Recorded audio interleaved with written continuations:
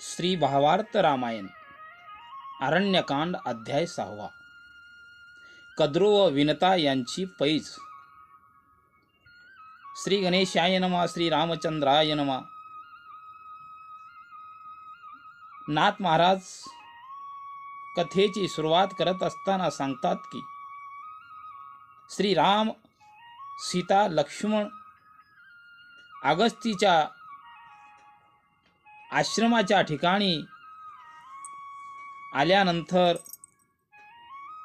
अगस्तीने सांगितल्याप्रमाणे गंगेच्या तटी म्हणजे पंचवटीच्या ठिकाणी आले आणि पंचवटीच्या ठिकाणी आल्यानंतर निसर्गरम्य दृश्य पाहून सर्वांना आनंद झाला. याच ठिकाणी करदूषण त्रिशरा नावाचे राक्षस सर्व जपी तपी ऋषींना त्रास देत असे. अशा ठिकाणी जात असताना वाटेत एक महान जटायू नावाचा पक्षी पाहिला. त्यावेळेस प्रभू रामचंद्रांनी राक्षस आहे काय म्हणून धनुष्याला बाण लावले. त्यावेळेस जटायूने श्रीरामांना वंदन घातले आणि म्हणू लागले की हे रामा, तुझे आगमन या पंचवटीत होणार आहे हे ऐकून मी इथे तुझी वाट पाहत बसलो आहे. आणि पुढे बोलू लागला, हे रामा, तुझे पिता राजा दशरथाने ज्या वेळेस इंद्राला साथ देण्यासाठी युद्ध करण्यास गेला तेथे नमूची नावाचा राक्षसाचा घात केला. त्यावेळेस मी तुझ्या पित्याला म्हणजे राजा दशरथाला युद्धात मदत केली. आईशी माहिती सांगून पुन्हा बोलू लागला की अशा महान दशा थोरला मुलगा तू राम आहेस, तू माझा स्वामी आहेस आणि मी तुझा दास आहे. असे म्हणत असताना पुन्हा बोलू लागला की हे रामा, मला तुम्ही राक्षस म्हणू नका.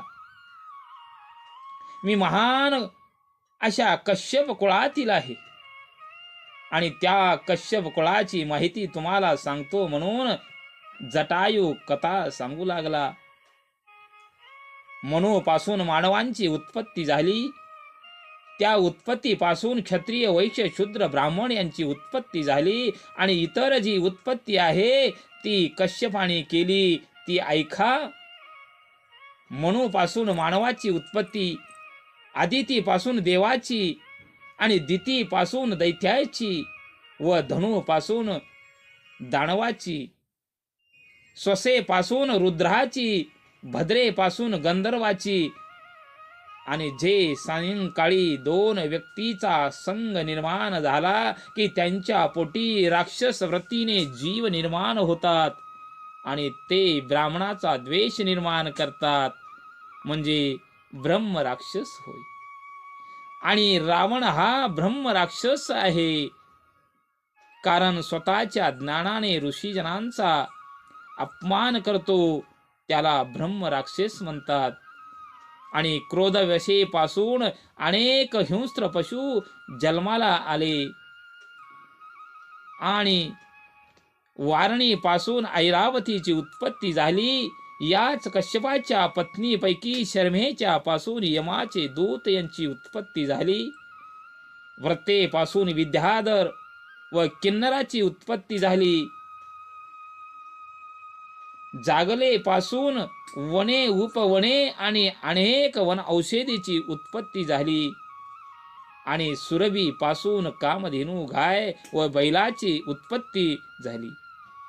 व वनवेशाहून उच्चश्रवा नावाचे घोड्याची उत्पत्ती झाली. आणि ग्रदीपासून अनेक गायन करणारे पक्षी जन्माला आले. कौंची नावाच्या पत्नीपासून अनेक किलबिल करणारे पक्षी जन्मले व शक्रीपासून शुक, कोकिळ, भरद्वाज, मोर यांची उत्पत्ती झाली. दृष्टराष्ट्रीच्या पासून जलचर प्राणी जन्माला आले. कद्रूपासून अनेक सर्प जन्माला आले. अशा प्रकारे कश्यपामुळे या सृष्टीवरील जीव निर्माण झाले. अशा कश्यपाच्या थोर वंशातील मी एक आहे रामा, मला राक्षस म्हणू नका. अशा कश्यपाचा मी नातू आहे आणि माझी माहिती सांगतो ऐका, म्हणून जटायू प्रभू रामचंद्राला सांगू लागला. त्या कश्यपाना भरपूर पत्न्या होत्या. त्यापैकी 4 पत्न्या मुख्य आहे. त्यापैकी मुख्य आदिती, दिती, दनी आणि माझ्या वडिलांची आई विनिता. त्या विनिताच्या पोटी अरुण आणि गरुड हे 2 पुत्र जन्माला आले. त्यांची माहिती सांगतो ऐका रामा, म्हणून पुढे सांगू लागला. अरुण हा सूर्याचा सारथी होता आणि गरुड हा विष्णूचा वाहन आहे. या गरुडाचे महान पराक्रमी ख्याती होती. त्या गरुडाने अमृत आणून आपल्या आईला सुखी केले, तेही ऐका, म्हणून प्रभू रामचंद्राला सांगू लागला की विनिता आणि कद्रू हे दोन्ही सवती. त्यांच्यात सवती मत्सर भरपूर होते. मग एके दिवशी कद्रू विनतेला विचारू लागली की सूर्याच्या घोडाचे रंग कोणता आहे. त्यावेळेस विनिताने म्हटले की घोडे हे पांढरे असतात आणि पांढरेच आहे. व कद्रू म्हणाली घोड्याचा रंग निळा आहे. असे बोलता बोलता दोघीमध्ये पैज लागली. कद्रूने म्हणाली की घोड्याचा रंग पांढरा असेल तर मी स्वतः तुझ्या घरी 1000 वर्ष पाणी भरेन. असे म्हटल्यानंतर विनिताही म्हणू लागली की माझा मुलगा रोजच त्या घोड्याच्या रथावरती स्वार होत आहे आणि ते घोडे पांढरेच आहे. जर निळे असतील तर मीही तुझ्यासारखे 1000 वर्ष पाणी तुझ्या घरात भरेन आणि तुझी मी दासी होईन. मग कद्रूने कपट करण्यास सुरुवात केली आणि म्हणू लागली की हिचा मुलगा रोजच रथावरी बसून फिरतोय. आता मी हरते व काय करावे, म्हणून तिने आपल्या साफाना बोलावून घेतले आणि म्हणू लागले अरे बाबानो, सूर्याच्या घोडाचे रंग कसले आहेत. तर सर्प सांगू लागले की घोड्याचा रंग पांढरा आहे.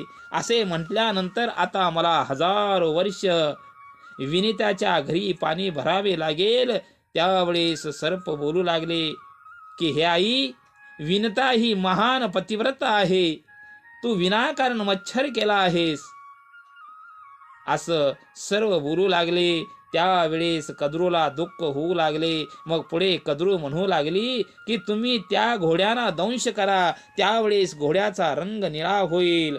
असं म्हटल्यानंतर सर्प म्हणू लागले की आई, कपट करणे हे बरं नाही आणि कपट केलो तर आमचा नाश होईल. असे म्हणू लागले. त्यावेळेस कद्रूला राग आला आणि सापाना शाप दिला की तुम्ही जळून भस्म व्हाल. त्यावेळेस सापाने लगेच घोड्याला दंश केला आणि घोड्याचा रंग निळा झाला आणि साप आईला म्हणू लागले की आई, आता तू विनतेला दाखव. जर ह्याला उशीर झाला तर सूर्याला कळेल आणि सूर्य आपल्याला भस्म करेल. त्यावेळेस कद्रूने विनतेला लागलीच बोलू लागली, अगं घोड्याचे रंग निळे आहेत. त्यावेळेस म्हणू लागली की हे विनते, आता तू माझी दासी झाली आहेस आणि माझ्या घरी 1000 वर्ष पाणी भरण्याचं काम तू केलं पाहिजे. इकडे सापाने आपल्या आईचे काम केले. आता आम्हाला उशाप दे म्हणू लागले की त्यावेळेस कद्रू उशाप देऊन म्हणू लागली की कन्या जरत्कारीच्या उदरी जरत्कारापासून अस्तिक जन्मेल आणि तो ब्रह्मचारी असेल. तो तुमच्या शापाचे निराकरण करेल, तुम्हाला वाचवेल. कारण अस्तिकाला वाटेल की आपल्या मामाच्या कुळाचे नाश होईल, म्हणून तुम्हाला वाचवेल. असा उशाप दिल्यानंतर सर्पांना समाधान प्राप्त झाले. आणि इकडे कद्रूला मनात वाटू लागले की मी कपटाने विनतेला जिंकले, पण माझ्या कपटाने माझ्या मुलांना त्रास होणार, काय करावे असे विचार करू लागले. इकडे विनतेची कथा सांगू लागला. विनता कश्यपा प्रकारे कद्रूच्या बंधनातून मुक्त झाली ते ऐका रामा, म्हणून पुढे बोलू लागला की विनिता अरुणाला म्हणू लागली, अरे अरुणा, तुझ्या सांगण्यावरून मी पैज लावले आणि मी हरले. त्यावेळेस अरुण म्हणू लागला की हे आई, या कद्रूच्या मुलाने त्या घोड्याला दंश केला असेल म्हणून रंग निळा झाला असेल. तेव्हा सूर्याने आपल्या घोड्याकडे येऊन पाहिले, तेव्हा सर्व वृत्तांत सूर्याला कळाला आणि मग सूर्याला राग आला आणि ह्या सर्पांचेच कारस्थान आहे म्हणून त्या सर्पांचे पंखच छाटून टाकले व पायही काढले. मग साप उराणे चालू लागले. अशा प्रकारे शाप सूर्याने दिला आणि पुढे सूर्याने घोड्याच्या शरीरातून विष शोषून ते विष कानात आणले. सर्व शरीर पांढरे झाले आणि कान मात्र निळेच राहिले, म्हणून ह्या घोड्याला श्यामकर्ण असे नाव पडले. पुढे अरुण आपल्या आईला म्हणू लागला की आई, तुझी सोडवण करण्यासाठी मला ते शक्य नाही, कारण मी सूर्याचा नोकर आहे. माझी शक्ती तेवढी नाही, म्हणून तुझी सोडवणूक आपल्याला जमणार नाही. आणि तुझी सोडवणूक जो करेल तोच आपला गरुडच करेल, असे बोलू लागला. आणि आईने सूर्याने सांगितल्याप्रमाणे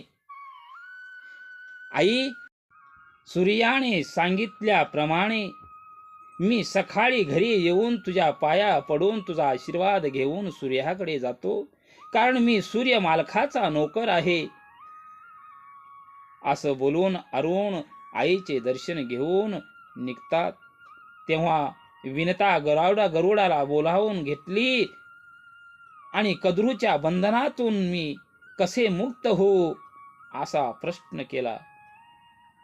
आणि हे गरुडा, अरुणाने मला सांगितला म्हणून मी तुला बोलावले आहे, मला बंध मुक्त कर म्हटल्यानंतर गरुड आईला बोलू लागला की आई, मी त्या बंधनातून तुला सोडवतो. तू तुझ्या बंधनातून मुक्त होण्यासाठी कद्रूला काही द्यायचे असेल तर दे. तू कद्रूला जाऊन बोल, ह्या मोबदल्यामध्ये तुला काय पाहिजे असेल ते मी देते. असं म्हटल्यानंतर लगेच कद्रूकडे जाऊन विनता म्हणू लागली की हे कद्रू, तुझ्या बंधनातून मुक्त करण्यासाठी तुला जे हवं आहे ते माग. असं म्हटल्यानंतर कद्रू विचार करून बोलू लागली की विनतेचा मुलगा गरुड हा अति ताकदवान आहे, त्यामुळे आपण अमृतच मागावे. असा विचार करत कद्रू विनतेला बोलू लागली की हे विनते, माझ्या बंधनातून मुक्त व्हायचं असेल तर मला अमृत पान आणून दे, आणि ते जर मला दिले तर मी माझ्या बंधनातून मुक्त करेन. असे नाथ महाराज सांगतात की अमृताचे अनेक प्रकार आहे, त्यापैकी समुद्र मंथन करत असताना कोणी प्यावे म्हणून दैत्य देवामध्ये युद्ध झाले. मग मोहिनीचे रूप धारण करून विष्णूने परमामृत स्वतःकडे ठेवले आणि तेच परमामृत मला दिलेस तर ती अमृत माझ्याकडे दिलेस तर मी माझ्या बंधनातून तुला मुक्त करेन. असे म्हटल्यावर गरुडाला विनताने आज्ञा दिली. गरुड निघाला तेव्हा माथेने गरुडाला हातात धरून अमृत कसे आणावे ते सांगत असताना, हे बाळा, तू तुझ्या पित्याजवळ जाऊन आशीर्वाद घे म्हणते. गरुडाला हृदयाशी लावून आपल्या पोटाशी लावून धरली आणि आशीर्वाद दिला आणि म्हणू लागली की तू तुझा देव विष्णू यांच्या संगे युद्ध करीत तू त्याचा भक्त होशील आणि नामामुळे तुझा विजय होईल, असा आशीर्वाद दिला. मग गरुडाने आई वडिलांच्या पाया पडून अमृत आणण्यासाठी सज्ज होत असताना विनतेची दासी नकुळा होती, तिच्या पोटी नकुळ जन्मला. तोही गरुडासंगी निघाला. तो सर्पांचा कट्टर वैरी होता आणि तेव्हापासून मुंगसाने ठरविले की माझ्या आईच्या मालकिनीला फसवले आहे, म्हणून तेव्हापासून साप दिसला की मुंगूस त्याला मारतोच, असं वैर असणारा नकुळ सुद्धा गरुडासंगे निघाले आणि नाथ महाराज एका जनार्दन माऊलीला शरण जाऊन सांगतात की नाम हे श्रेष्ठ आहे, नामाजवळ विजय आहे, नामाजवळ मुक्ती आहे असे सांगून अध्यायाला पूर्ण विराम देतात. जय श्रीराम, जय श्रीराम.